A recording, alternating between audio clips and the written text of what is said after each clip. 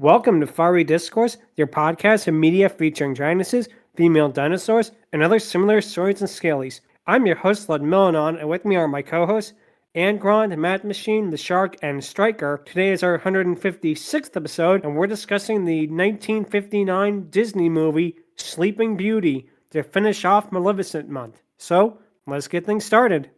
Finally, a good Maleficent! Hopefully. If I might quote Gordon Ramsay, finally some good fucking food. But yeah, this is our final episode of Maleficent Month, and it's also our first episode that is a redo of an older one. This is because the original episode on Sleeping Beauty is a lot more, let's be charitable and call it primitive compared to what the podcast would become. Which is why we're redoing it to give it a bit more context and go a little more in depth on it. Oh, go ahead, Chuck. Yeah, not only that, but the first episode is basically lost media.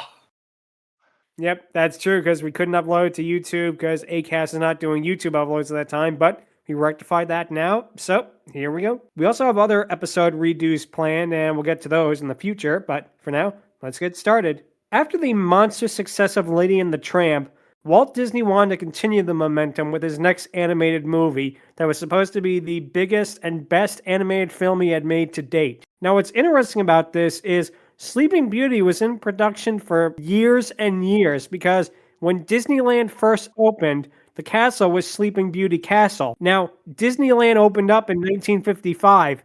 This movie wouldn't be completed for another 4 years, so you could tell that they put every single second into this film because, yeah, Walt wasn't wrong. This is such a beautiful, well-crafted movie, and unfortunately, like a lot of classic movies, it wasn't as well appreciated in its time, but it is now, which is good. Yeah, there are a few reasons for that, I feel, especially when you put Lady and the Tramp and Sleep Beauty side by side, but we'll get to that in a moment.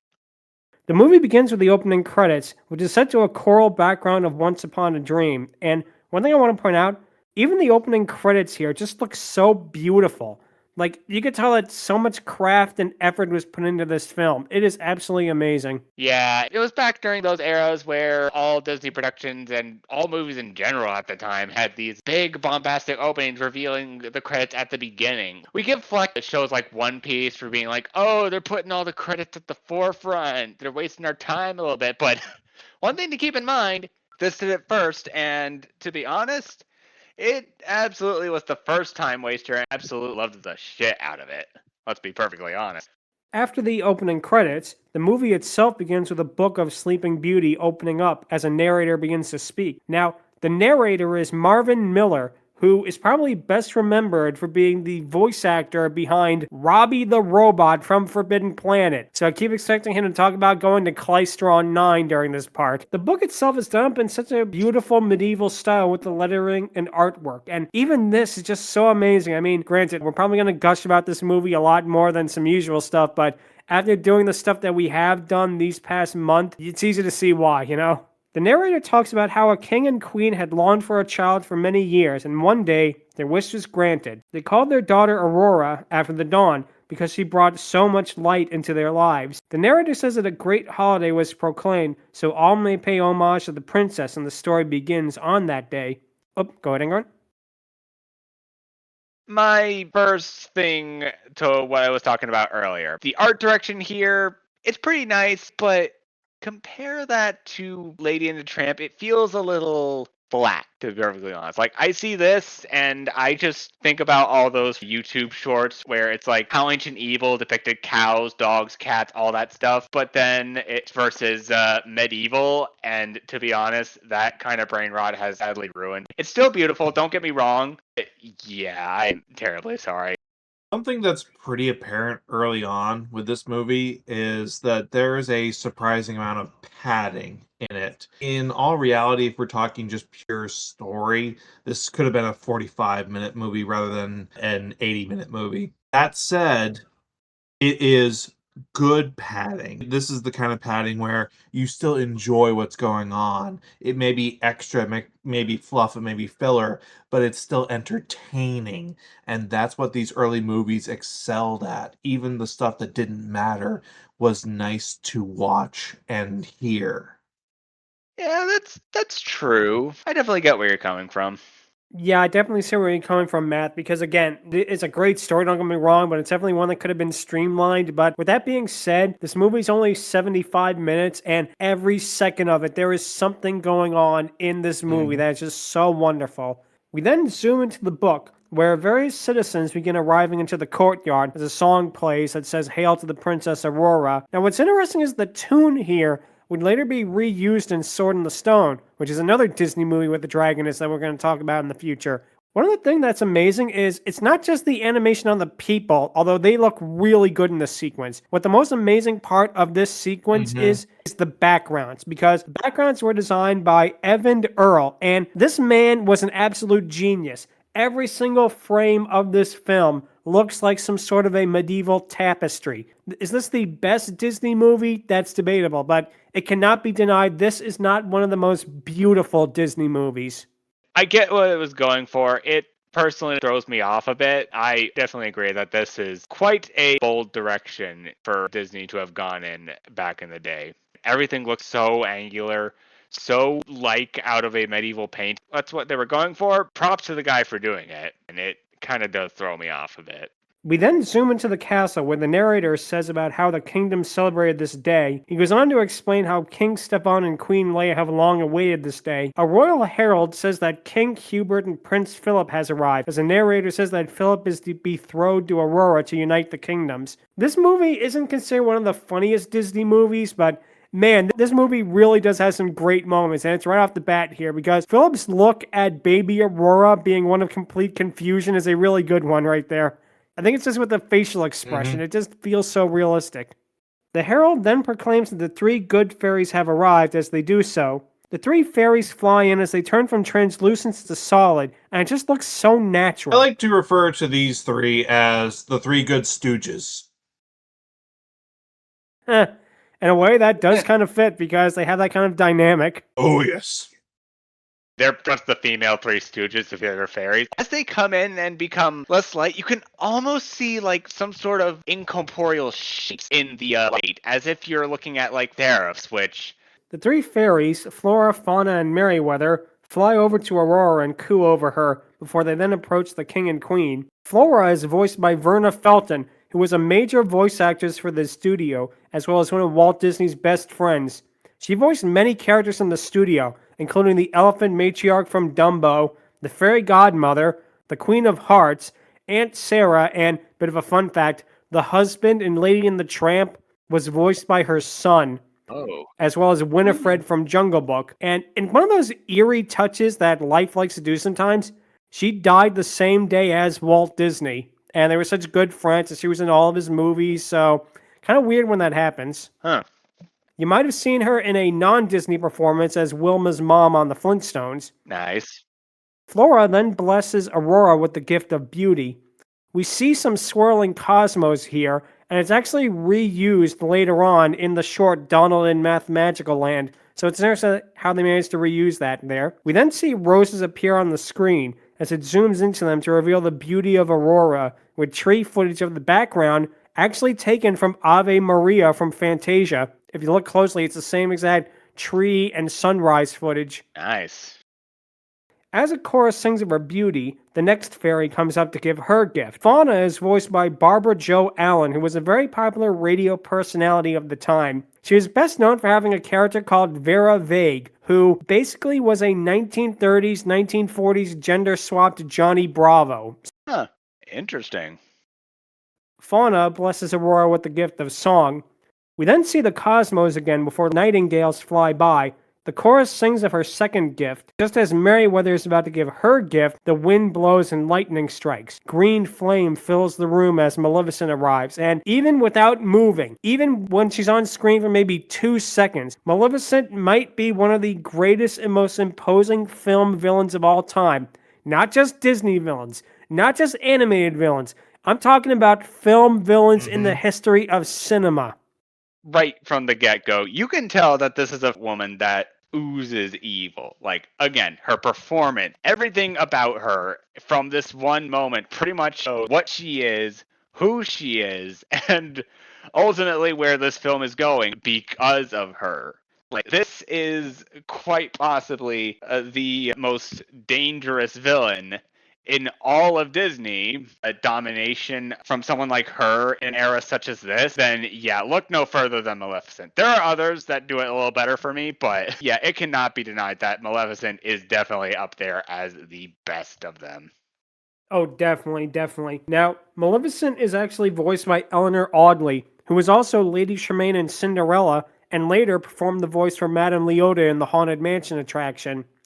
What's interesting is that, despite voicing two of the greatest animated villains of all time, the rest of her filmography is just 1960s sitcoms like Petticoat Junction or Beverly Hillbillies. And that's just weird. Like, a woman with this kind of voice, she deserved a way better career than being fifth billed on a sitcom, you know? Merriweather angrily asks what she's doing there and prepares to confront her, but she's then held back by the other two fairies. Merriweather is voiced by Barbara Luddy, who had a much larger part in the previous Disney movie. She was Lady in Lady and the Tramp, as well as later being Kanga from Winnie the Pooh. Nice.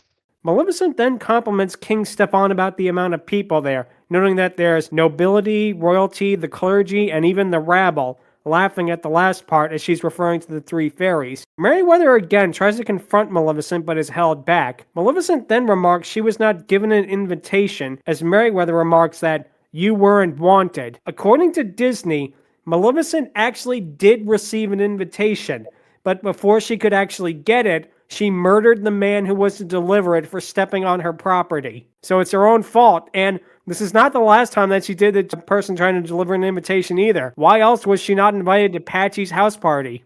Nice. Maleficent looks surprised at this outburst, before saying that she thought it was an oversight and prepares to leave. Even here, she just seems so frightening because she's trying to appear like none of this is bothering her. Oh, go ahead, Matt. You say that, the genuine look of offense on her face when Merriweather says that she wasn't wanted. This movie was basically Disney flexing how good they were with facial expressions for the whole film, and Maleficent got the best of it. Just every detail on her face is astounding. Yeah, again, she is not one of the most recognizable villains for a reason, because you really get a sense of just how much inner rage is bubbling inside of her at all times. It is so amazing. Queen Leia is surprised that Maleficent doesn't seem to be upset at this, as Maleficent says that, because there is no hard feelings, she's also going to give Aurora a gift. Raising her arms, Maleficent then yells that Aurora will indeed be graceful and beautiful, but on her 16th birthday, she will prick her finger on the spindle of a spinning wheel and will die. And the way they actually show this is really dark, because it's done with a lot of flashing lights, showing the spinning wheel and then just cutting to Aurora's coffin is really dark stuff. Like, I'm sorry, people have to give Disney its due, because it could be really dark at times, you know? Oh, go ahead, Angron. How you doing? Well, I'm doing just fine. I lied. I should have inside. Would you believe me if I told you that the reason to curse a baby in this version is actually less pity than in one of the original books? Because in one of the books, it's kind of interesting because there are many early versions of the story, but no one really knows which one is the original. And the point is, in one of those books, the reason the fairy curses the baby is not because she was not invited. She actually was. It's because the fork she got to eat was slightly bent. I am not kidding. So yeah, this definitely managed to improve on that, I will say that much. Queen Leah weeps at all this as Maleficent laughs evilly. Her face of just enjoying being this wicked is so good. Just like Matt said, you really get a great sense of her personality here. King Stefan orders all of his men to seize Maleficent, but she raises her hands, causing a green flame to appear before her as a barrier. Calling everyone fools, she then laughs evilly again and teleports away, as Diablo flies away as well. The king and queen are horrified, as Flora tells them that Merriweather still has her gift to give. For Eleanor Audley being Lady Tremaine before, you would not know it other than the fact that you can kind of hear the similarities in their voice. Because while Lady Tremaine was very subdued and very methodical, Maleficent is basically the polar opposite. She is bombastic. She is boisterous. She has one of the greatest laughs of all time. Like, the voice actress, and this is why it is upsetting that she never did anything after this, she is so good at playing two very distinct characters while using basically her same voice. Yeah, it's so easy to see why, because her voice acting here is so good. Just like you said, she really makes Maleficent seem like she enjoys every second of being evil, while at the same time having such a darkness to her. Stefan asks if Merriweather can undo the curse, as the fairies say that Maleficent's magic is too powerful, but Merriweather can help. Merriweather's gift is that Maleficent's curse will not kill Aurora, but will merely put her to sleep before true love's kiss wakes her up. We then see Aurora sleeping before we then zoom out of the castle. The narrator returns as he says that King Stefan, still fearing for his daughter's life, had all the spinning wheels of the kingdom burnt. We actually see this happen as they're all stacked in front of an enormous bonfire with a really cool looking flame effect. I actually don't know how they did that, but it looks different than your typical animated flame. It almost looks 3D in a way, which is really impressive. Flora watches this, as Fauna offers her some tea and tells her that it'll all work out. Merriweather says that a bonfire won't stop Maleficent, before Flora asks what will. Fauna asks if they could just talk to Maleficent, before Flora and Merriweather say that Maleficent can't be reasoned with, and she doesn't feel pity, or sympathy, or love, or fear. She will not stop until you are dead. Dun dun dun dun dun dun dun dun dun. Da, da, da. Go ahead, Shark. So you say Maleficent doesn't feel pity, doesn't feel compassion nor kindness. Boy, the people who made the live action saw that comment and were like, bet. Merriweather then wishes she could turn Maleficent into a toad, as Fauna remarks how that isn't very nice. Flora knows that their magic can only do good things that make others happy, with Merriweather saying how that would make her happy. Flora then gets an idea, and prepares to tell the others before stopping herself, saying how even the walls have ears. Oh, go ahead, Shark. Flora shrinks herself down, with Fauna and Merriweather then doing the same. As they enter a lockbox, Flora tells the others that she'll turn Aurora into a flower. They are all enthusiastic about this, until Merriweather realizes that Maleficent will send a frost at the kingdom. And another reason why it wouldn't work, Talking Flower would try to hit on her. Hey baby, what's your sign? Yep. Flora then realizes this, as Merriweather says that Maleficent knows everything. Fauna says that Maleficent doesn't know anything about love or kindness, and wonders if she's ever truly been happy. Flora gets an idea from this, saying it's something that Maleficent would never expect. She knows that the king and queen may object, but it's the only way, as Merriweather wants to know what the idea is. Flora tells the other two that the three peasant women would raise a child in the forest. When Merriweather asks who are they, Flora tells the other two to turn around and look in a reflective surface, before then changing their outfits into peasant ones. Merriweather is wearing red as she then changes it to blue, obviously showing what side of TF2 that she's on. I totally trust these three with this plan. They are masters of subterfuge. They have all the subtlety of a sledgehammer and the combined intelligence of one, too. Merriweather is shocked at this, as Fauna is all for it. Flora says that, since humans can do it, they can too, as Merriweather says that with their magic, it'll be easy. Flora realizes that doing magic might give them away and removes their wings. Merriweather tries to avoid Flora, as she says she doesn't want to do this for 16 years, because they've never done anything like that before. Flora says that's why Maleficent would never expect them to do such a thing. Flora turns herself back to normal, but nearly forgets about Fauna and Merriweather before doing so. The narrator returns again, as he says that the king and queen sadly watched while Aurora was taken away for the time being. The three fairies sneak out, as he then return to the book format for a little bit, which is very interesting considering the other Disney movies with the book before this, both Snow White and Cinderella, did not do this, so it's pretty interesting. The narrator claims that the kingdom was saddened by this, but things got more hopeful on the eve of Aurora's 16th birthday. He says that as long as Maleficent's domain, the Forbidden Mountain, thundered with her wrath, the prophecy was not yet fulfilled. We then zoom into the Forbidden Mountain, which just looks so imposing and sickly with its green and black coloring. It really is amazing just how realistic this place looks. A bit of trivia here. So when we are in the book again, talking about Maleficent's domain, just before we zoom in on the page that had the text, one of the drawings that they show on that page has a very nice little subtle foreshadowing is a dragon. Exactly. I did not notice that actually. That is so cool they do that. We then cut to the interior of Maleficent's castle, which is no less impressive because it looks so intentionally run down and disturbing. I think the best way I could describe it is it really is a lot like in 1931's Dracula with the castle at the beginning, looking like nobody lives there and nobody has lived there for centuries. It has that same uneasy vibe, and this really just looks fantastic.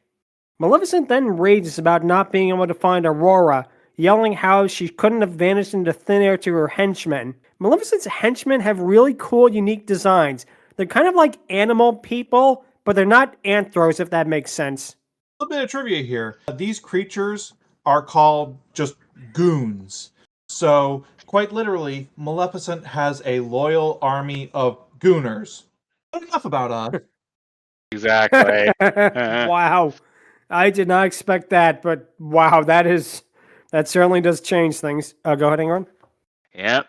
Funny how a simple definition can change an entire perspective on a word. Go ahead, Shark.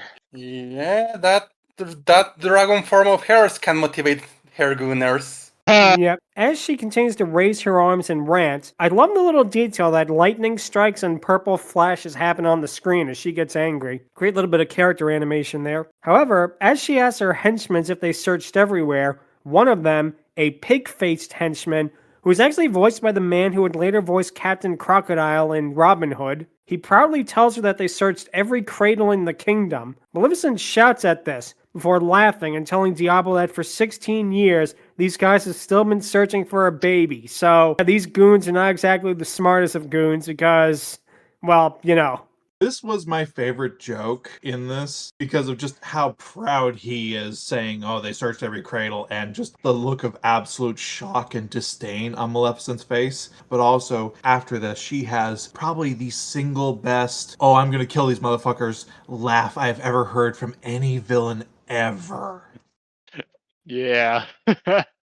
Yeah.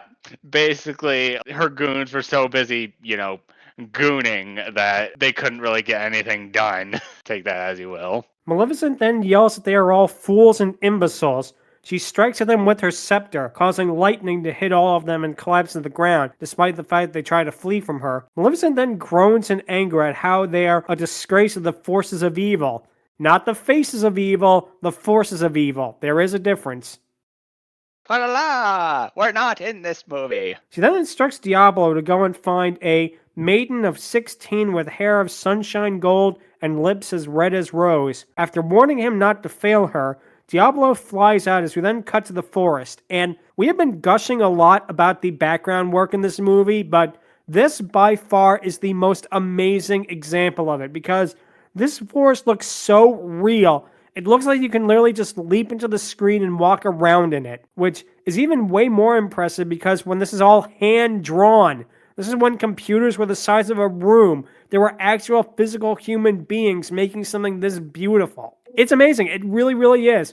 I don't want to diss any modern animated movies or anything like that, but man, it's like, why can't we have this? Yeah, I agree. Stuff like this that, for the time, had a lot more effort than what you see in most modern movies be given all its due, even though, again, a lot of the style here feels flat. Don't get me wrong, I still love it. I like the medieval style they were going for, but again, it just feels so weird to look at because, you see stuff like Lady and the Tramp, Bambi, Saludos Amigos, so many other films that, while are also pretty flat in their own right, still have enough that make it feel like they pop. Like they just pop out at you and feel a lot more 3D than they actually are. This, on the other hand, doesn't do that. Still very much like the style it's going for. It is exceptional to look at. It's beautiful. It's soft. It's one of those things that you can just take in and feel at ease with. In that regard, I very much appreciate that in an era such as that.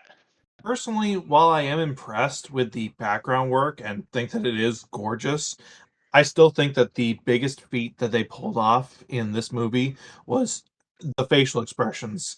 I can point to just the previous scene where Diablo was attempting to comfort and speak with Maleficent with no dialogue. You can tell every thought that he's having just by the facial expressions. They made a voiceless bird that emotive while keeping him accurate to what a bird would look like. It really is impressive. Like I say, they were on something else with character animation back then, too. The narrator talks about how the whereabouts of the princess was a mystery. The fairies raised Aurora in a woodcutter's cottage deep in the woods, where they then renamed her Briar Rose. Aurora, voiced by Mary Costa, looks out the window as she begins singing, and as of this recording, right now, Mary Costa is still alive at 95 years old. So, God bless her for that. Hey. This was actually her only major film. She mostly worked as an opera singer, and you can tell right away because she has such a beautiful voice. It is amazing. Again, those fairies did not skimp on the good shit. Nope, definitely not. As she cleans the window, the narrator says how the fairies had a surprise for her. The three fairies are all huddled around a table and are looking at a book with a queen in a dress, making suggestions for how she should look. Merriweather says that they'll make the dress blue, but Flora wants it pink. They then wonder how they'll get Aurora out of the house, as she then arrives. She asks what they're doing as Flora stammers before Merriweather tells them that they want her to go pick berries. As she protests, saying she did so yesterday, the fairies practically push her out before Aurora smirks at them as she leaves. Merriweather wonders if she suspects something, as Flora says that she doesn't. The three then leave to get things ready, as Merriweather goes to get the wands. Flora tells her not to, as Merriweather says that the 16 years are almost up, but Flora says that they cannot take any chances because of that. Merriweather says that she's never baked before, as Fauna says that she'll make the cake. Flora says that she'll make the dress, as Merriweather points out that neither of them have either sewed or baked before Flora gets to work on the dress, draping the cloth over Merriweather. Fauna starts to make the cake as Flora makes the dress, with Merriweather pointing out that it's pink and she wants it blue. I love this little gag too. Merriweather still rants when the cloth is draped over her. You can actually hear her still rambling on about it, and that actually got a good laugh out of me as well. Yeah. If nothing else, of them making it red, blue, trying to change the color is just honestly pretty cute. There are other gags out there that do it better than this, but this is definitely one of the more wholesome kind of gags, and I definitely give props to this film for that. Yeah, it's clear like this is like the gag they're the most well known for because it came back in Once Upon a Studio after all. And yep, I'm glad that they did because it was really funny there too. However, Fauna then literally folds the eggs into the cake, shell and all, as it cracks. Merriweather notes that the dress looks terrible, as Flora says, "That's because it's on you, dear," in another really good joke. Fauna asks for one tisp of something, as Merriweather has to explain to her it means teaspoon. Flora notes how large Aurora is, as Merriweather and Fauna say how it only seemed like yesterday that they brought her there, and they get emotional. Flora comforts them before crying herself, then gets them back on track to get ready. We cut to Aurora walking through the forest and singing as a bluebird follows her, as we then get a really cool looking tracking shot of it. And I don't know if they were still using it by 59, but I like to think they were. This almost looks a little bit like a multi-plane camera shot with the bird flying over the forest and that. It really looks very similar to what they would do earlier in Bambi and Pinocchio. So makes me wonder, was this the last Disney movie that used it? Maybe. A red bird then arrives with the bluebird as they wake up all the other woodland creatures, such as rabbits, squirrels, and an owl. Aurora sings to all of them as the owl curls up in the basket that she's holding. And there's two things about this owl that's pretty interesting. Number one, they kind of reused this design for Archimedes from Sword in the Stone. Not the last thing they reused in this movie, haha. And number two, this owl is voiced by Dallas McKennon, who also, well, he did a lot of work with Disney as well. He did the Big Thunder Mountain Railroad. He did appearances in movies here and there, but he's best known for a non-Disney role. For over 50 years, he voiced Gumby. Oh. Yep. Anyway, go ahead, Matt. I don't think that he looks like Archimedes because as a very young little Math, I thought for way too long that this was actually Owl from Winnie the Pooh because they have the exact same face. You know, I actually see that now. Looking at a picture of him, I definitely see more of an owl from Winnie the Pooh vibe. You might be right there. Yeah, not gonna lie. I hear Archimedes, and all I can think of is that one pigeon from TF2. I just imagine the TF2 medic coming up to Aurora, being like, "Archimedes, no, it's Philistines there. Look, Aurora, birds." The shot of Aurora crossing over a log bridge before we go under it to see Philip riding along is such an amazing one. It's something that you never see in animation with two shots of the same thing happening at the same time. It really looks impressive, especially for 1959. Philip is voiced by Bill Shirley, who was also a trained opera singer, and like Mary Costa, this was his only predominant feature film role. Philip hears the singing and tries getting Samson, his horse, to follow where the noise is. Samson refuses with some good facial expressions, or Philip bribes him with a bushel of oats and carrots. Samson pretty much is a prototype version of Maximus from Tangled. This then causes Samson to run in the direction of the noise before he eventually tosses Philip off into the lake. I do like this gag of Samson going up to the wet Philip and slowly adjusting his hat before he angrily tells Samson that he's not getting any carrots.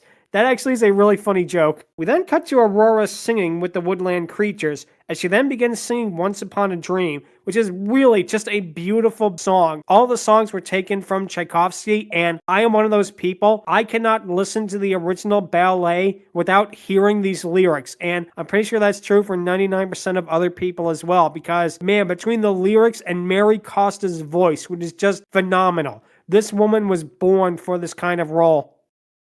Yeah. The shot of her staring out of the kingdom bathed in shadow is a great one as well. She turns away, lamenting how Flora, Fauna, and Merriweather don't want her to meet anyone. However, she tells them that she fooled them and she does know someone. She tells the woodland creatures that it's a handsome prince, as they all look interested, as the birds lean in closer and closer before they're disappointed when Aurora tells them that she met him in a dream. She tells them that she's dreamt this so many times, as a squirrel notices Philip's jacket and hat hanging nearby. It alerts the other woodland creatures as they go to take them. Philip is talking to Samson about how the voice sounds so beautiful and strange at the same time, before Samson notices Philip's jacket, hat, and coat leaving. He tries to alert Philip, as Philip sees this and begins chasing it. And we then get the part with Aurora dancing with the owl, the rabbits, the squirrels, and the birds as her prince. And right away, this looks so beautiful and it's definitely a standout of the movie for a reason. How they filmed this is really fascinating as well. They had Mary Costa dance on a set made up to look like the forest and used it as reference material. And Disney did that all the time with a lot of these movies. It's very fascinating. As she continues to sing, Philip arrives and sings with her, as Aurora is shocked. Philip says that he didn't mean to frighten her, as Aurora says that he's a stranger. Philip remarks that they met once upon a dream as they dance together, while a chorus sings. Now, the shot of them dancing alongside the lake is really impressive, especially considering how they animated the reflection in the water. They not only had to animate this once, but twice and backwards. That is something that is really impressive. Yeah, keep in mind, a copy and paste was a thing here. Exactly. It's even more impressive when you realize this is 1959. So you have to really put that in consideration with this movie.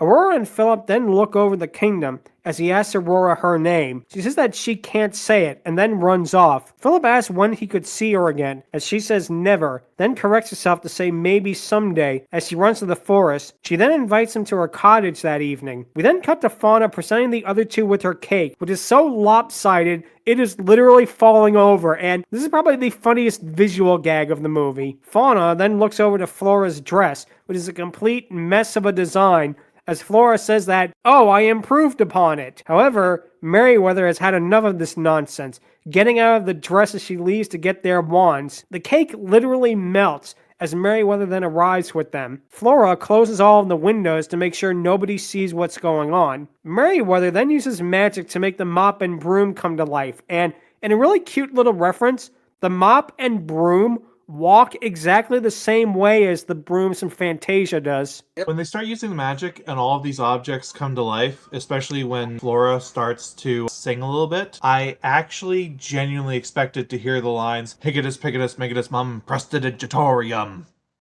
Hey, they probably got inspiration for that from this sequence. It would not surprise me if they actually took some inspiration for this, for that.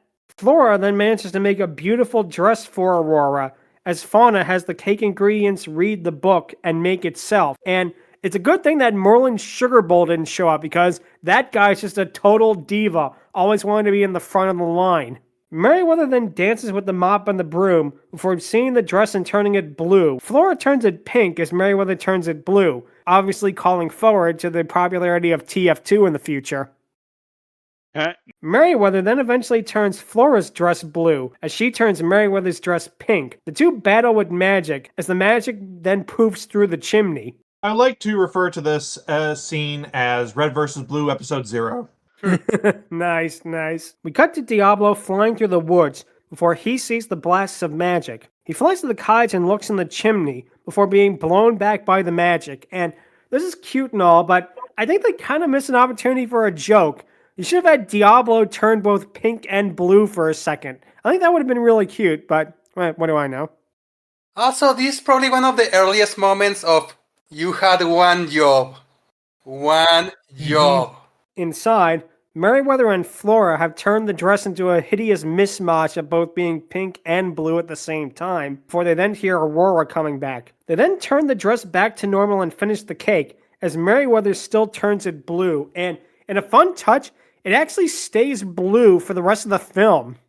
Oh, really? Until, of course, the ending, which we'll get to in a little bit, but I think that's just a cute little detail that they didn't have to do, but it's nice that they did. Flora notices that the mop is still cleaning, as Merriweather makes it stop. Aurora arrives in the cottage, and we're gushing a lot about this movie, but again, we just had to sit through Descendants, and the Kingdom Keeper's book, and Once Upon a Time, so please give us this. When the door opens, it looks like a 3D model. That is just so mind-blowing, something as simple as that. It literally looks like they took a door and rotoscoped it, despite the fact that Disney stopped doing rotoscoping for a long time before this. It's honestly a breath of fresh air coming to this after doing the other stuff that we've done already, that we're not going to be holding our breath in saying that any of them tops this movie for the most part. However, as Aurora calls for them, Diablo manages to sneak in, as Aurora then finds the dress and is thrilled. The fairies wish her a happy birthday, as she tells the trio all about when she met him, as they are shocked by this. Flora asks if he's a stranger, as Aurora says that she met him once upon a dream,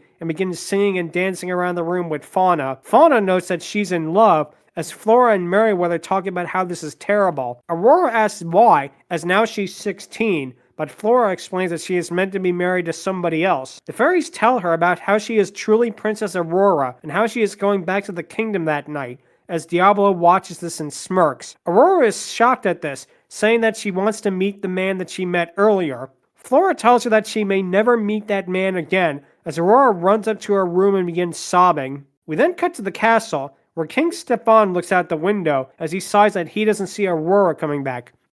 It's that little thing, like, honestly, this entire film could have ultimately be fixed if he was like, well, what's he look like? He's blonde, and like Aurora could have taken the time to explain it, and yet is that kind of film, so intelligence kind of went out the door the moment love took over. Or in this case, emotion took over for reason, if you get the reference. King Hubert, who's actually voiced by Bill Thompson, who was also Mr. Smee and Jock from Lady and the Tramp, so this guy also had a lot of range. He's busy stuffing his face with chicken, telling King Stefan not to worry, that he'll expect Aurora before sunset. Hubert tells Stefan that Aurora is nearly here, and to cheer up, as Stefan is uneasy about this. Hubert calls in a servant with a bottle of wine, as the king pours it for Stefan, saying that he saved it for 16 years as well. They then toast to the future, as Stefan has the servant take a sip of the wine. The two kings begin to sing about how the future is bright and their kingdoms will be united. They take a drink as the servant drinks again,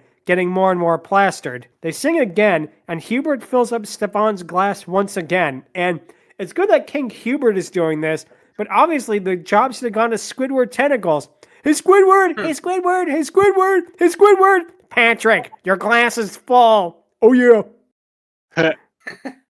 So as I said earlier, this movie has a bunch of filler and padding in it. This is a 5-minute segment of the two kings just talking to each other about a possible future for their children with a drunk bard in the background. Did we need this? No, absolutely not. Is it good to see? Is it entertaining? Is it colorful? Is it whimsical? Yes, they understood. Make shit entertaining if you're going to pad a movie. Yeah, like there's other padding out that's Yep. a little bit more than this, but it's just basically dude getting drunk and then it just devolves into them having a fork fight of it. Funny you bring Squidward because now that he's drunk, he's probably gonna sing a song about how everything is the king's fault and how he's to blame. Yep, and that's how he winds up under the rafters, unfortunately, but that's the way it goes. The lute player is now incredibly drunk as he then stumbles over to show King Stefan the castle Aurora and Philip will live in. Stefan asks if they're building it, as Hubert says that they finished it already. He says that the two will move in tomorrow, as Hubert accidentally spills wine, but it lands on the floor with the servant catching it in his lute. Stefan notes that Aurora and Philip aren't married yet, and it may come as a shock to Aurora, as Hubert is offended by his choice of words. The two then argue, culminating in Hubert trying to attack Stefan with a fish, and Stefan shields himself with a plate. And I do like this part. You think from here on in it's going to do something like Gulliver's Travels, where the two kings hate each other, they want to split up their kingdoms and all that, but no, they actually realize how silly they were acting, and just begin to laugh with each other, which is such a really nice moment. Yeah. They hear a noise as they look under the table to see the servant with the lute on his head and snoring, which plays the lute in a really, really funny gag. Yeah, again, two guys doing drunk shit, and also the bard gets to enjoy it, which, to be honest, totally a bard thing to do. Prince Philip then arrives as Hubert goes out to meet him, and one thing to point out, not only do the background characters actually not move during this part. I never noticed that before. None of the background characters are even moving a muscle. They all look like they're made of stained glass, which is a really neat artistic touch. It gives it more of the whole fairy tale vibe to it, which I really like. It's all pretty, but again, it's also very, very flat. It all blends in together and kind of makes it feel like it's more of a painting come to life than an actual story come to life. Hubert then tells Philip to get ready for the wedding, saying he can't meet his bride looking like that. Philip says that he did meet her once upon a dream, and begins dancing as he tells Philip about her. Hubert thinks that he means Princess Aurora, but Philip thinks he met a peasant girl. Hubert is shocked at this, at first thinking that he's joking, before Philip and Samson both note that he isn't. Hubert is enraged at this and begins yelling, as Philip gets, honestly, what I think to be the funniest line of the whole movie. This got such a big laugh out of me, and I don't know why.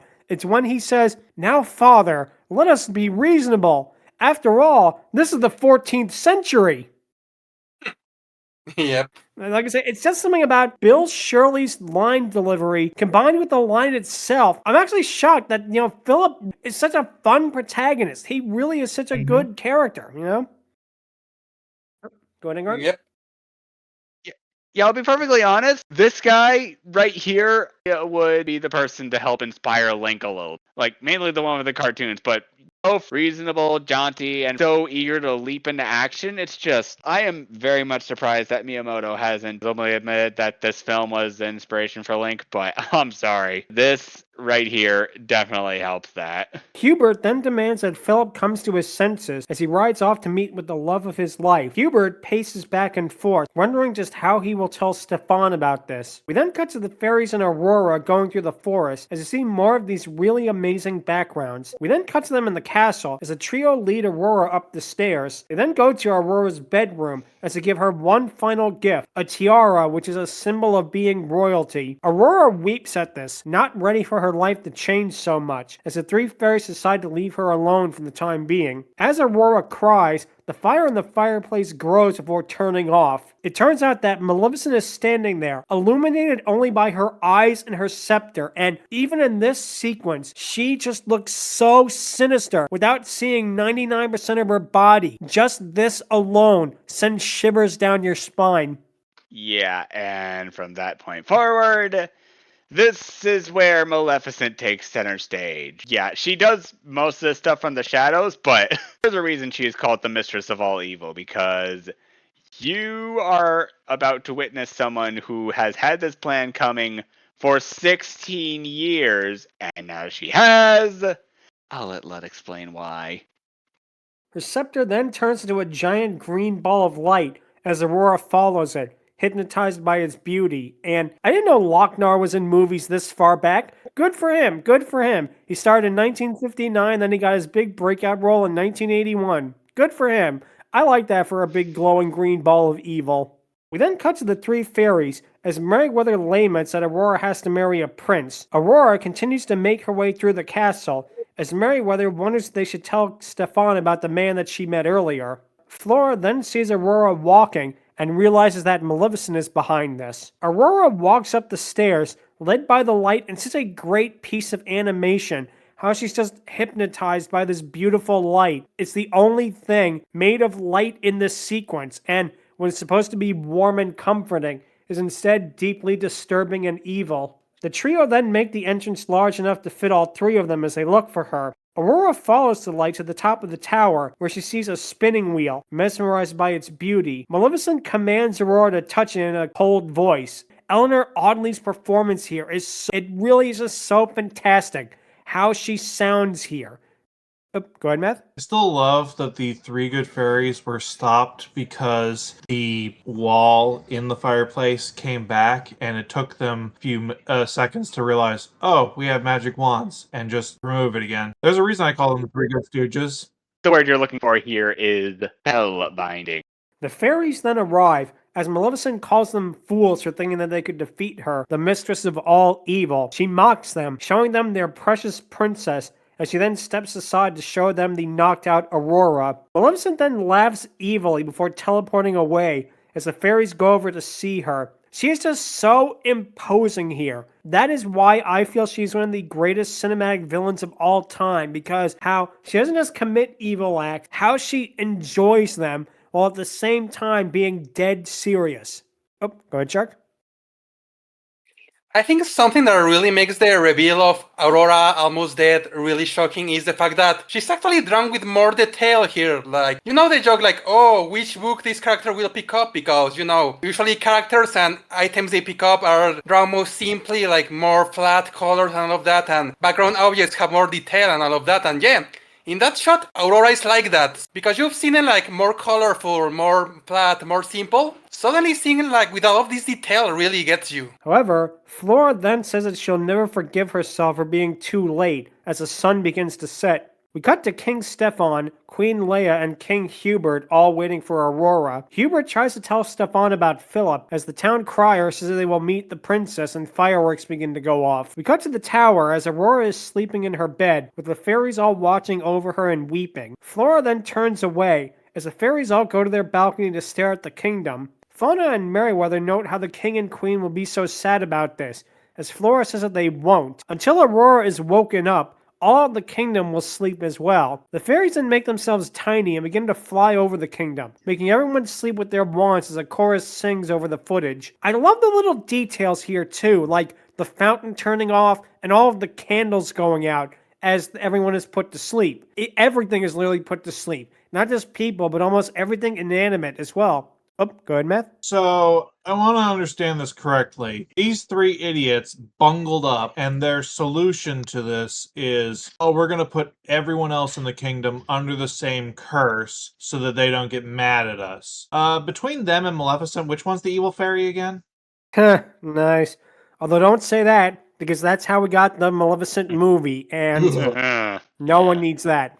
I also love this moment too. The drunken servant from earlier finally manages to wake up before he literally is put back to sleep again seconds after. That also got a pretty good laugh out of me. However, the last to fall asleep is Hubert and Stefan, as Hubert finally tries telling Stefan about Philip and the peasant girl. Aurora hears of this and asks Hubert who the peasant girl was, as Hubert then says, once upon a dream before he falls asleep. Flora then realizes that Aurora was the peasant girl and tells the other two that they have to go back to the cottage. They fly past the slumbering kingdom as we fade to black. We then see Philip riding through the forest, whistling Once Upon a Dream as he does so. He arrives at the cottage, knocking on the front door before indicating to Samson that all of this is going to go great. He then enters the dark cottage, only for Maleficent's henchmen, or, goons, to tie him up, while Maleficent watches him with an evil smirk. She approaches him and remarks how, I set a trap for a peasant, but instead I captured a prince. Go ahead, Shark.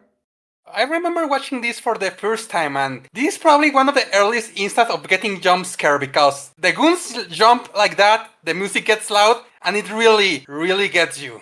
Yep, like I said, Disney was a lot more hardcore than people give it credit for. Yeah, tying back to Faces of Evil again, they probably all stopped by Morshoe's place for lamp oil, rope, bomb. Probably not that last one, but hey, it's a thought that counts. Maleficent tells her henchmen to be gentle with Philip because she has plans for the royal guest. We cut to the fairies flying through the forest and arriving at the cottage, and then turn back to their normal size before they see Philip's hat, realize that Maleficent has him. Flora realizes that they're at the Forbidden Mountain, as Fauna says they can't go there. Flora says that they must do it in order to save Philip. We then cut to the mountains as just the shot of these giant clouds slowly disappearing to reveal the mountain is something so simple and yet so effective. It really is just impressive. The fairies then approach the mountain, hiding in the ruins as they then hide from a guard, turning tiny. They then fly away from a few sleeping guards, then are frightened from some gargoyles, and no, they are not the gargoyles from the Disney show because then they would help the fairies, and they are not the gargoyles from Hunchback because then they would be annoying. The three fairies then fly into an open window, seeing Maleficent's henchmen all dance in front of a circle in front of a fire. Obviously, they're doing this because they finally managed to burn Squidward's clarinet. Everyone's a critic. You won't hear from me anymore. Yeah, that, or they're about to watch Nemo go through the ring of fire! Though I question how exactly they're going to do that when they're on the surface and not, say, in the aquarium. Again. Yeah, also, it wouldn't surprise me, but that scene with them dancing around the fire reminds me a lot of A Night of Bald Mountain. You know, it very much does. I'm actually shocked that more people haven't done it. Maleficent watches on in boredom before smirking to Diablo, telling him how it's a shame Prince Philip is missing the celebration. She then goes to her dungeons as Diablo follows her, with the fairies following closely behind. Maleficent enters a cell where Prince Philip is chained up. Diablo lands on a perch and smirks as Maleficent approaches the prince, mockingly asking him why he is so melancholy. Now, what's interesting is this entire sequence was actually meant for Snow White, where the queen, Grimhilda, would actually taunt the prince, Florian, in the exact same way. So it's interesting how they reuse that aspect here, because it works way better here, I think.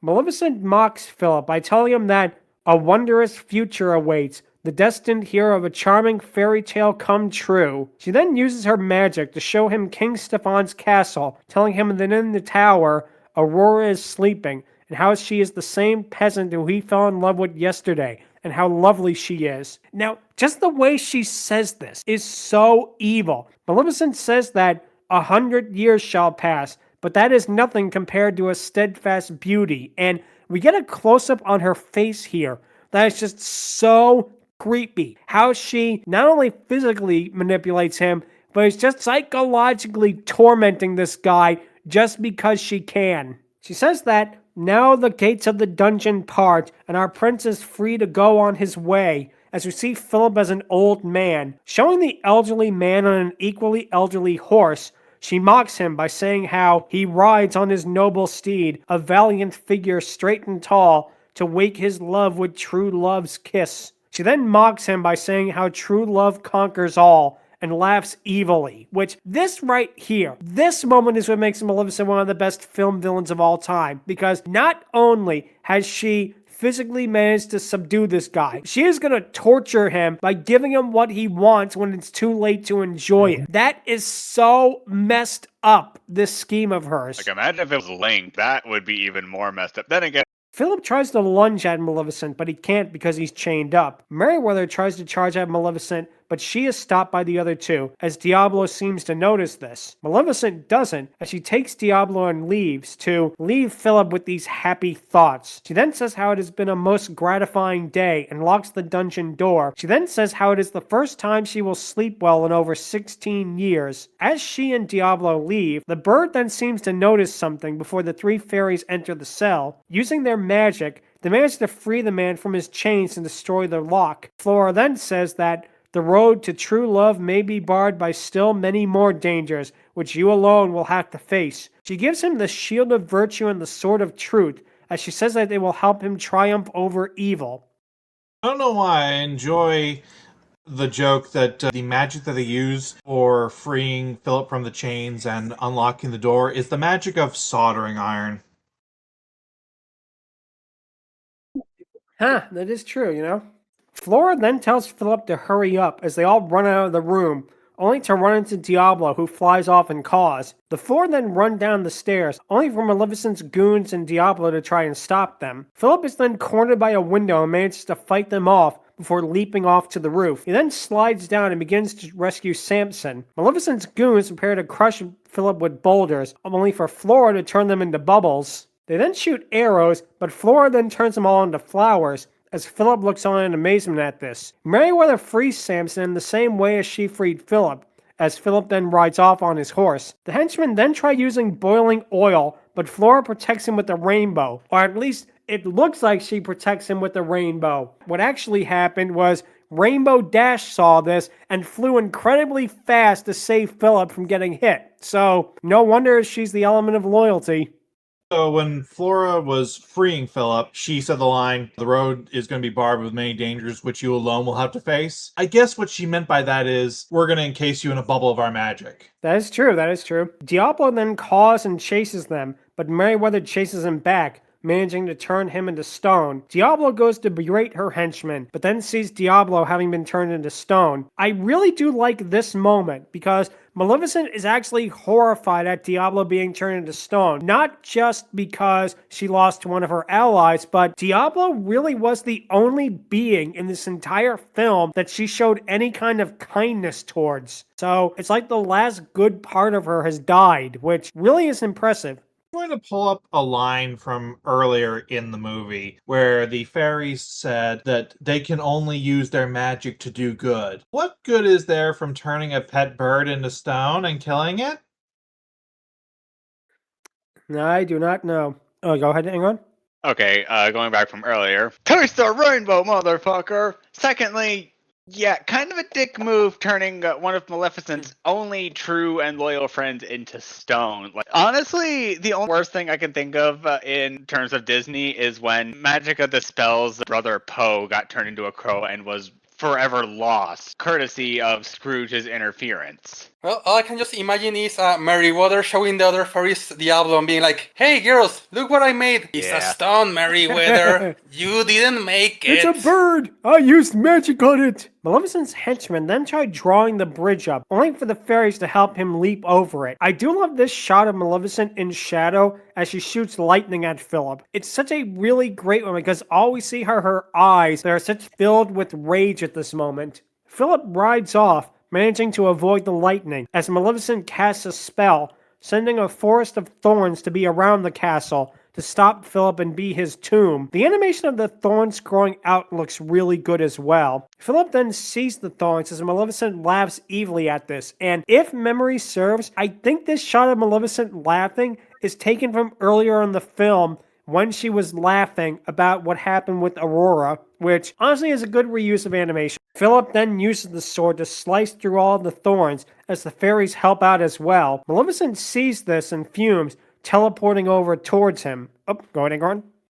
Ooh, your ass is grass, and I brought the weed hacker. Maleficent then blocks his path as she proclaims that "You shall deal with me, prince, and all the powers of hell." An explosion happens as Maleficent raises herself up to the sky as she's hidden in shadow. Laughing evilly, she then turns more reptilian as Philip stares in horror. And this is the reason why this was our first episode, and the reason why we are doing this one now, because as everyone knows, Maleficent has now transformed herself into a giant dragoness, which is interesting for several reasons, because Maleficent might just be the first dragoness in film history. So right there, that's breaking a big ceiling, and considering how big she is, that was not a hard task. Yeah, and let's be perfectly honest, how she went about doing that, summoning the powers of hell, like, wow, that is quite a line from a woman who for all we know, could have been a dark fairy, but this makes her out to be a dragoness, and yet the latter is more true since we just see her summon those powers to become a giant frickin' dragon with a purple scaly belly. I am at a loss for words here. This is just what a way to introduce a dragoness. And this was from 1959, mind you. That is quite a leap and a bound for Disney. Yeah, I was gonna say, I want to know what the audience reaction was like in 1959 when they did the close-up of her face, in particular, after she became a dragon, because that must have scared the shit out of so many people. I know. It's almost as much as the Queen's transformation from Snow White. Maleficent then hisses at Philip as he is shocked by her. Maleficent feels just so huge and imposing here. Like, if she is the first cinematic dragoness, she is definitely a good one to start on. One of the best parts of this sequence is that you can still hear her laughter as she attacks Philip. Like, no, she didn't just become a giant monster. Boy, she's in full control, and she's clearly enjoying every single bite, every single fire she shoots at Philip. I love when they do that, and considering she was the first dragoness, they can definitely tell that this would be a major inspiration on many other ones in the future. What's also interesting is the animators were actually inspired more by snakes than by with lizards for the design of Dragoness Maleficent, specifically with how she moved. Philip then charges towards her as she breathes fire at him, with the man just barely managing to block it with his shield. She shoots fire at him again, burning the bridge. She then does so a third time to knock him backwards. And as Shark just mentioned, I love how they show Maleficent's personality here because she then leans forward and grins evilly, only for Philip to smack her over the head with the shield. We actually get a very brief, it's like blink and you miss it. There's a shot of her looking shocked when she gets smacked over the head with the shield, and it's such a neat little detail. Yeah. Maleficent then begins to snap at Philip. The sound effects were actually done with castanets, believe it or not. Arriba. She then breathes more fire, setting the thorn forest aflame as Flora tells Philip to climb towards a cliff. He does so as Maleficent then pursues him, snapping at him again. She manages to climb up and corner him to the edge of the cliff, then breathes fire to cause his shield to fall into the depths.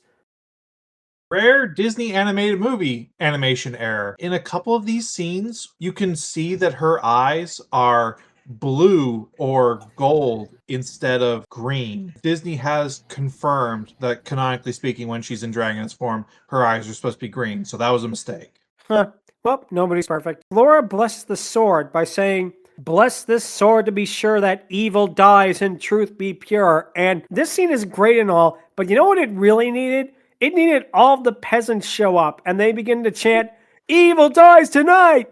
Evil dies tonight!" And then they just kill some random guy. Yeah, we got Maleficent! Yep. Indeed. But what happens is, that does not happen. Instead, the sword manages to strike Maleficent as she screeches in pain. And two things to point out. Number one, the screech was actually taken from Snow White. It's a reused sound effect from when the Queen falls off the cliff and dies. Number two, after Maleficent is stabbed in the chest, you actually see her bleed from the stab wound. It's hardcore for Disney even today, which is really, really impressive. Disney back in 1959 had the guts to show Maleficent when she gets stabbed by a sword. It isn't like, "Oh, you defeated me," or "Oh, I'm going to disappear into mist." No, she is bleeding out. She is dying, and it took guts. Although, in that very scene, you can legit hear laughter towards the end as she disappears. It's sort of implied with that she could ultimately come back, which, given what we see in later pieces of media, she definitely does. But again, for a film such as this was quite a bold step for Disney, and I definitely applaud that sort of thing, hands down. Something kind of interesting and an interpretation I like to think about is that Maleficent also had a hand in finishing herself off because while the sword did indeed make her bleed, it doesn't really look that it's that deep into her chest. After screaming, she actually lunges at Philip and misses, and she actually hits the floor, which might have actually finished the job by pushing the sword into her heart. That is actually a good touch, and if that was intentional, that is really, really impressive. However, Philip manages to dodge her as Maleficent then falls off the cliff and dies, leaving nothing behind but the sword and her cloak. That has some interesting implications there. Philip then goes up to Samson as the kingdom then begins turning back to normal, with Philip walking through the slumbering streets. He looks at the tall tower and walks up it as the fairies then lead him towards Aurora. Philip then sees Aurora as he kisses her, causing her to wake up and smile at him. The three fairies then embrace and weep in happiness, as we then cut to everyone in the kingdom waking up, with the last ones being Stefan, Leia, and Hubert. Stefan asks Hubert what he was talking about, as Hubert tries telling him about Philip. Before he can say it, however, he is cut off by a group of trumpets. I didn't know the kingdom was in Hoenn. It turns out that Philip has arrived with Aurora, as Hubert is shocked at this. Philip and Aurora then approach Queen Leia and King Stefan, as Aurora embraces her mother. Hubert asks Philip what is going on, saying he doesn't understand before Aurora kisses him.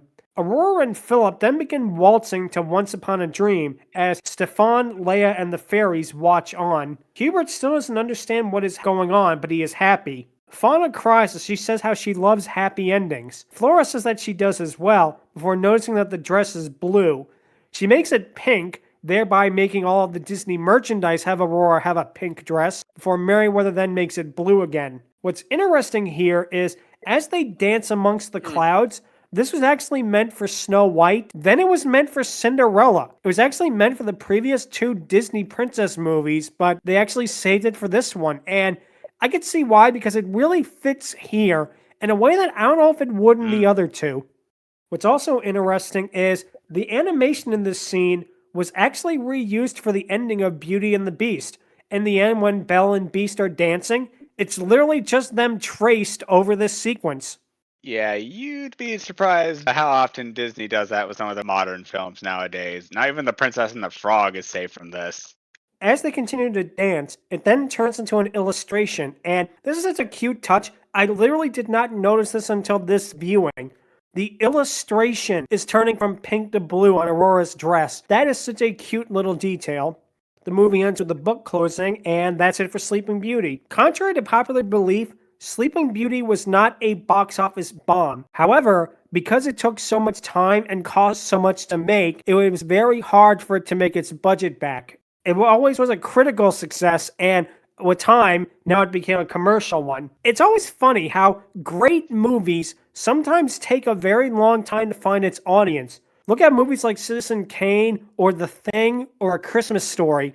All three of those movies were box office bombs when they came out, and now they're considered classics, much like Sleeping Beauty is. Sleeping Beauty for me is probably one of the best Disney movies. It's not my favorite, but it is in my top 10 for a reason, because there is nothing like this, and sadly Disney would not make a movie on this caliber for a very long time. I'm not saying they weren't enjoyable, because they very much were. I mean, Aristocats and Robin Hood and Sword in the Stone, they were all great movies. There's something about the artistic of this that really is just so impressive. Like, this movie is over 70 years old, and it still has not aged a day.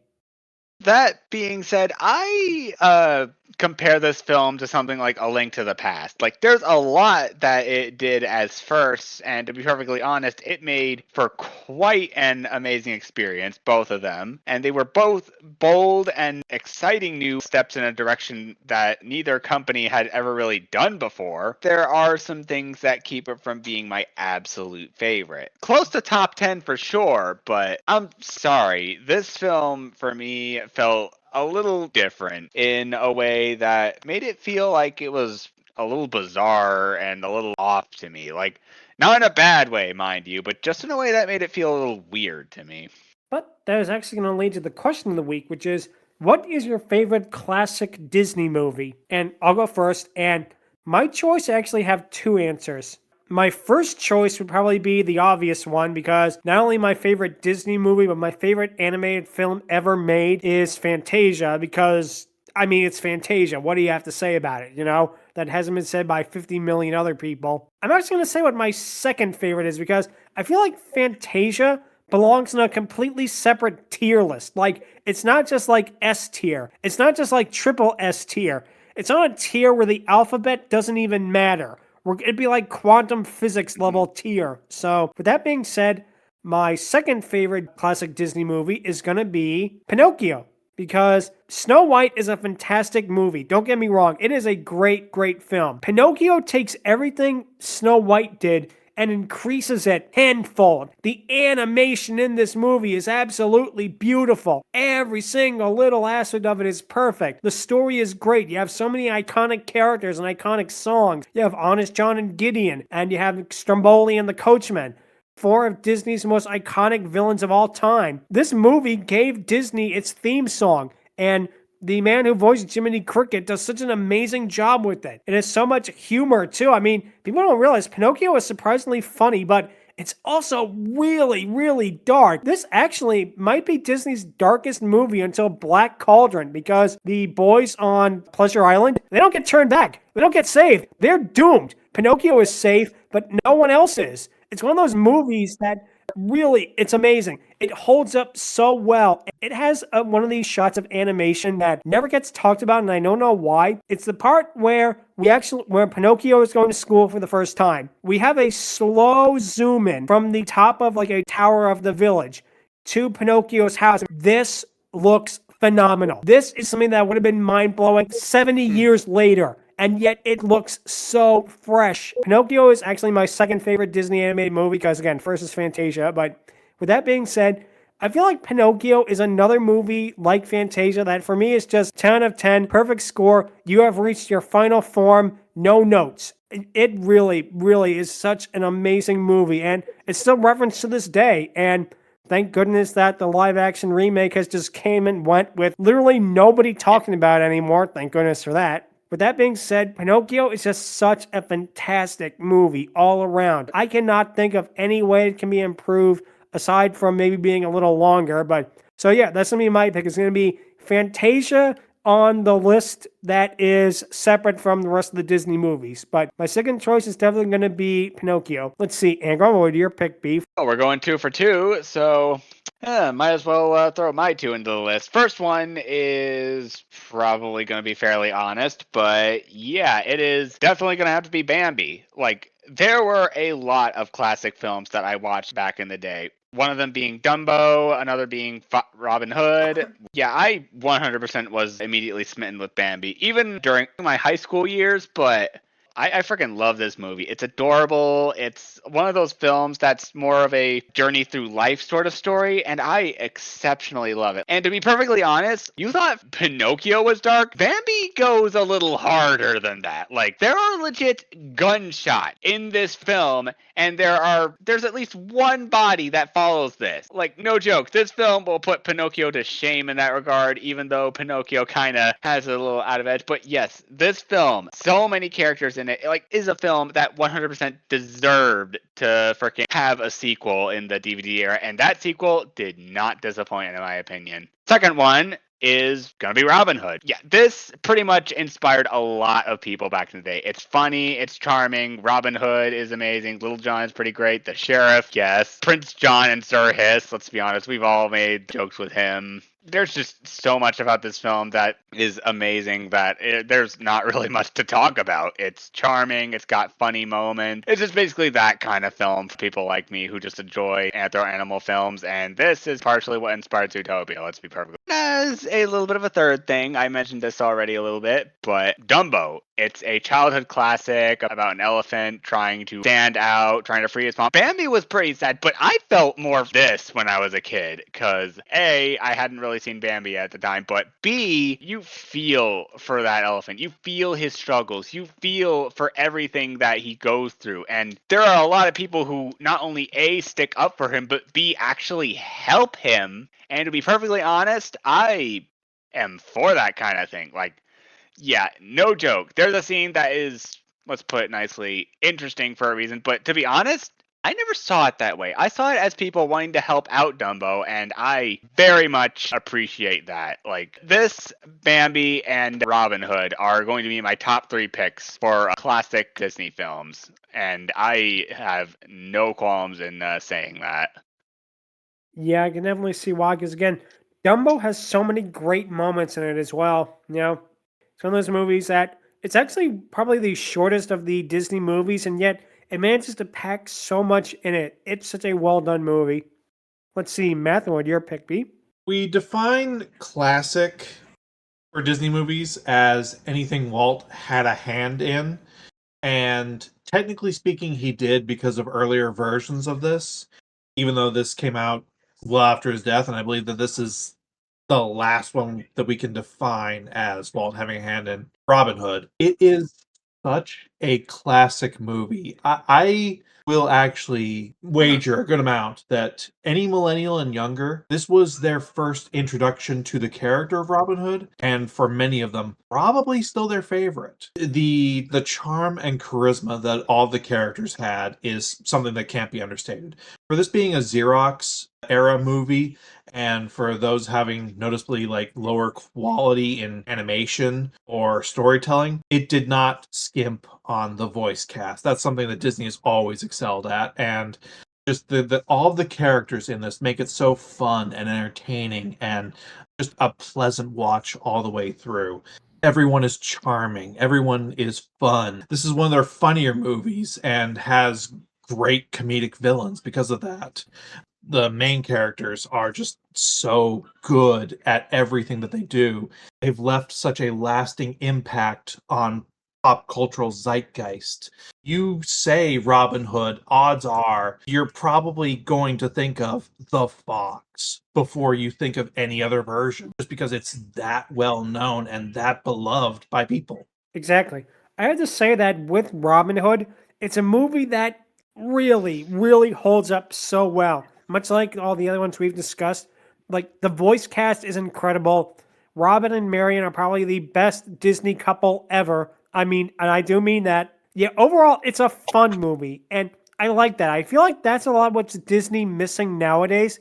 They just need to make something that's just fun. It's not trying to have a big message or a big musical moment or anything like that, but something that's nice and light like that. It is such a fantastic movie. And Peter Ustinov as Prince John is incredible. You got Terry Thomas as Sir Hiss. He's great too. And yeah, overall, that is a fantastic, fantastic choice right there. Let's see, Shark, would your pick be? Kind of funny because most of my favorite Disney movies are actually the ones, not modern side, but from the 90s onwards, which could hardly be considered a classic and all of that. Like, but still, of the classic ones, I think the ones I remember watching a lot as a kid, and even nowadays, I really, really enjoy. Even if it's like watching stuff or even hearing the music every time now and then. I think it's gonna be Peter Pan because, well, Neverland is probably one of the most interesting Disney worlds they have made, at least back then. The whole pirate area and other areas that we can mention because, it was fair for its time, but we can really talk about it today. But still, I really like the characters, like the kids, Peter Pan himself. Captain Hook and Smee might be one of the funniest Disney villains of all time, like on the same level as John, as mentioned before, and all of that. But I think something that this movie, for its time, really had going on is that back then, most of the Disney protagonists were like, princesses, royalty, animals, or magical creatures. Here, they were kids, like actual real kids at their home. Suddenly, they made this guy that took them to this magical world. And yeah, it's like, oh, okay, it fills me with that. Oh, maybe one day I'll get to live an adventure. Maybe one day I will meet this magical guy that will help me and all of that. So yeah, it was something that really relatable, at least when I watched it. And yeah, again, Neverland is amazing. The song sequence are great. Like the "We Can Fly" song, like the whole view of the city from above. It's beautiful and all of that. So yeah, I'm gonna go with Peter Pan. That's a great, great choice. And one thing that's funny about that movie is Tinkerbell has pretty much been Disney's mascot. But if you actually go and watch Peter Pan, Yep. she doesn't do one good thing in that movie. Yep. She's ready to cut a girl. Exactly. It's just so funny how she is so synonymous with Disney, despite the fact when you actually go and watch the movie, she's completely different than what people think of her, which is pretty funny. Anyway, let's see. Stryker, what would your pick be? Well, funnily enough, it was one of the first Disney movies I've ever seen as a kid. It was already mentioned earlier, but to be honest, The Black Cauldron is my favorite classic Disney movie. Yeah. Well, the first Disney movie I ever watched was Bambi, obviously. After that, I just thought that, the movie looked cool. And when I saw it, actually, I was impressed. It became an instant favorite, and it still is one of my favorites to this day. I get why the movie lost to Care Bears. opening weekend. But to be honest, you'd be doing yourself a favor and watching it at least once. I still treat this as one of my favorites. Yeah. reason. Also, the Horn King being a lich absolutely makes this film worth it in my eyes. I enjoy that. Oh yeah. He is one of the best and most intimidating Disney villains ever. One of the reasons why I wish I Nice. could have seen the Cinderella Castle Mystery Tour as a kid. Because like that would have been one of my favorite attractions to visit, but it closed down before I could even visit Japan. The attraction, that is. They closed the attraction. Yep, that's another great choice right there.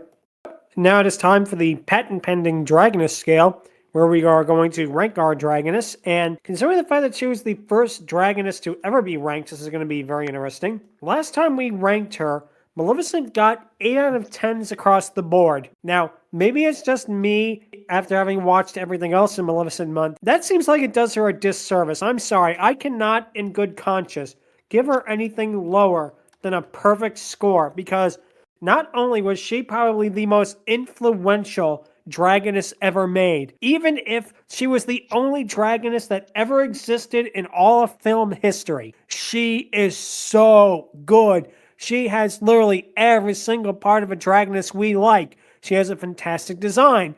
She actually manages to keep true to the character that she is and not just become giant monster and all that. She is just so well made. Yeah, there's a little animation error with her eyes, but that's blink and you miss it. I actually did not notice it, and I probably will now from when I watch it, but regardless. Yeah, Maleficent is just, she is the Dragoness by which all other Dragonesses are compared to. Every single other Dragoness that has ever come since Maleficent has taken some tiny element from her. And with that being said, she is like the ground zero of all Dragonesses. She is the first. So, yeah, perfect score. I can't do anything less.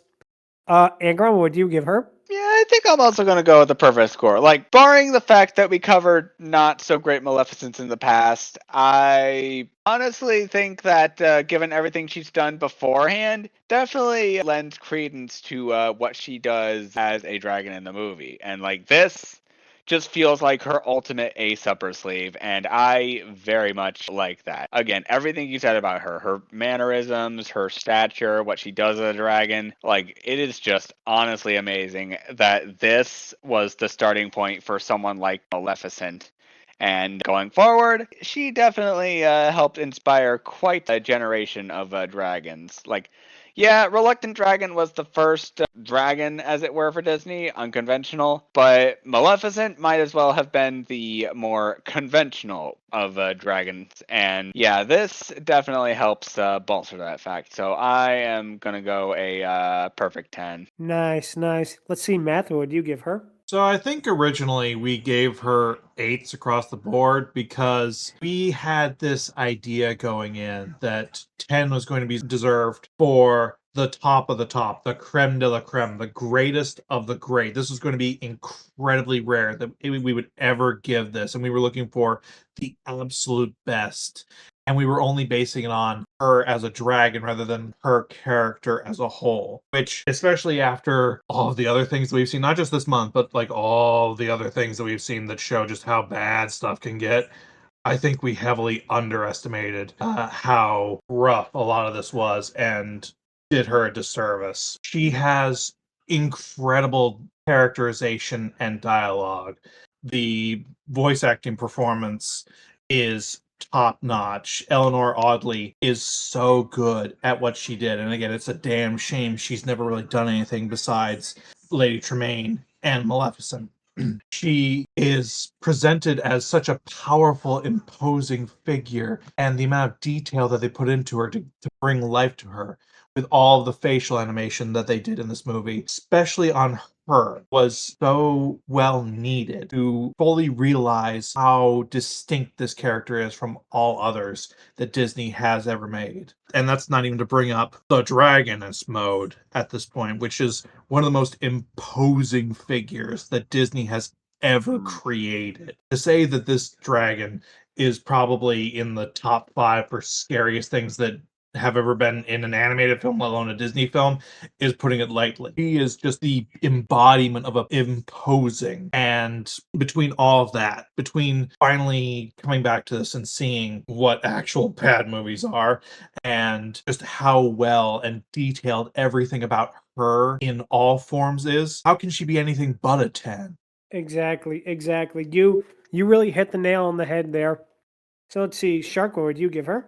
Well, I agree with a lot of you. I'm also giving her a 10 because, yeah, like, even if she wasn't a dragoness at one point, the character of Maleficent, she's so evil. Her expressions and all of that's like, wow, this is just a great character. But of course, we're also rating the dragoness, which, yes, it has a fantastic design. At the reveal, the scene where she transforms is just so impactful and all of that.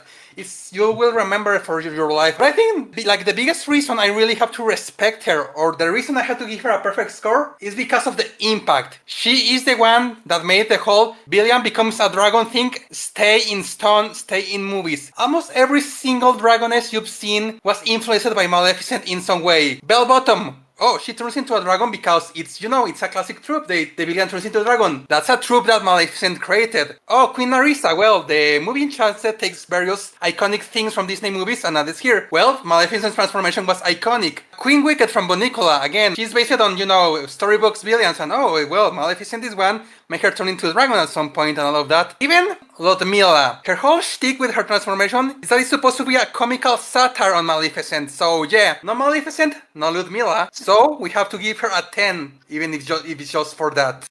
Yep. So let's see, Stryker, what would you give her? I'm giving her also a perfect score, to be honest. What hasn't been already said about her? That she is one of the best, after all. We managed to rectify the error we made in our first episode because now Maleficent joins the ranks of the perfect score characters, and boy, does she deserve it. Will other dragonesses we've done already have their scores increase? We can only speculate. But that is going to be it for this episode. If you have any questions, or if you want to suggest other episodes we could redo in the future, you can email us at fierydiscourse@outlook.com. Visit us at Twitter at twitter.com/fierydiscourse. Visit us at Bluesky@Fierydiscourse. Be sure to subscribe to the Fiery Discourse YouTube channel and like and hit the bell icon and leave a comment. Any all comments are appreciated. Next week, we are going to be looking at something, thankfully, that is not Maleficent related, but is related to an upcoming movie. We are going to be talking about the 1989 Super Mario Bros. Super Show episode, Toad Warriors, and EC the Extra Creepy, in order to honor the Super Mario Galaxy movie. We already talked about Birdo for the original Mario movie. Now we get to talk about its sequel, and this one hopefully is going to give us a way better Birdo. There's a concern that Birdo is going to be in the movie, but that's going to be it for this week. Until then, thank you so much for listening, and take care. Later, y'all. Laters. Peace out. Adios. See you all next week.